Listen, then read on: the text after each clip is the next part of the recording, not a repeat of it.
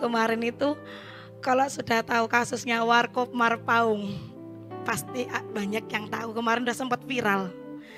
Saya sedikit cerita perjalanan rumah tangga saya dengan suami. Saya 6 tahun menikah tapi belum dikaruniai anak. Selama 6 tahun menikah, kami benar-benar jauh dari Tuhan. Kami jarang ke gereja, kami tidak pernah berdoa bersama. Kayak semua itu mengandalkan kekuatan sendiri. Dan terjadilah tragedi itu yang viral-viral itu. Selang beberapa hari, saya tuh nggak nyangka ada Pak Andi dan Bu Andi datang. Di situ saya benar-benar bersyukur. Bapak Andi datang ke Polres, bantu doa suami. Bu Andi juga datang ke saya. Terus saya sedikit cerita begini begitu. Akhirnya kita memutuskan ambil waktu untuk mematahkan dosa turunan. Saya tuh nggak pernah mengalami itu seumur hidup. Didoakan, dikasih minyak urapan, kok sampai muntah. Setelah muntah aja saya sampai tanya, Bu, kok saya tadi muntah itu apa ya, Bu? Saya sampai heran, kok plong ya? Dan setelah dipulihkan itu benar-benar saya tuh kayak lahir baru.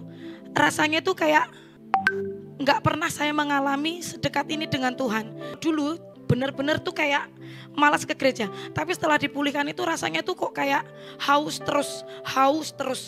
Kok pengennya tuh dekat terus sama Tuhan. Kayak merasa tuh Tuhan tuh baik, benar-benar baik sekali. Karena kalau dikilas balik lagi, waktu kejadian viral itu, kan suami saya bawa sajam. Itu ceritanya kan saya pulang malam, suami mabuk, suami marah sama saya, dia bawa sajam. Kalau Tuhan gak benar-benar tolong saya dan suami, dua kemungkinan, suami saya dimasa atau saya yang dibunuh suami. Tapi benar-benar Tuhan itu masih tolong. Benar-benar tolong, kalau memang belum waktunya belum.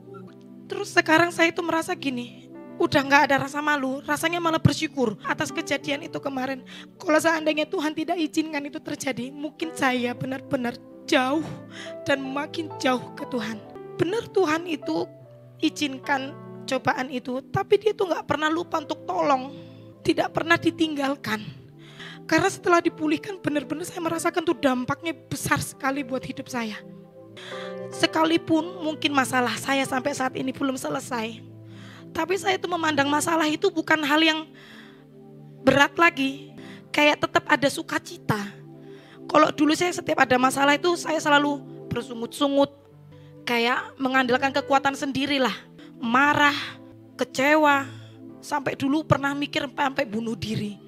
Jadi saya merasa itu Tuhan masih menolong saya dari maut.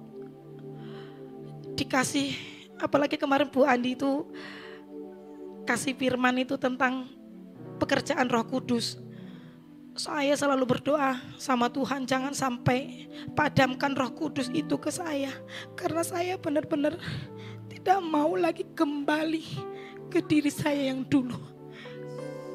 Karena saya percaya Roh Kudus benar-benar harus memimpin hidup saya. Karena kalau tanpa pimpinan Roh Kudus, saya ini adalah sampah, bukan siapa-siapa.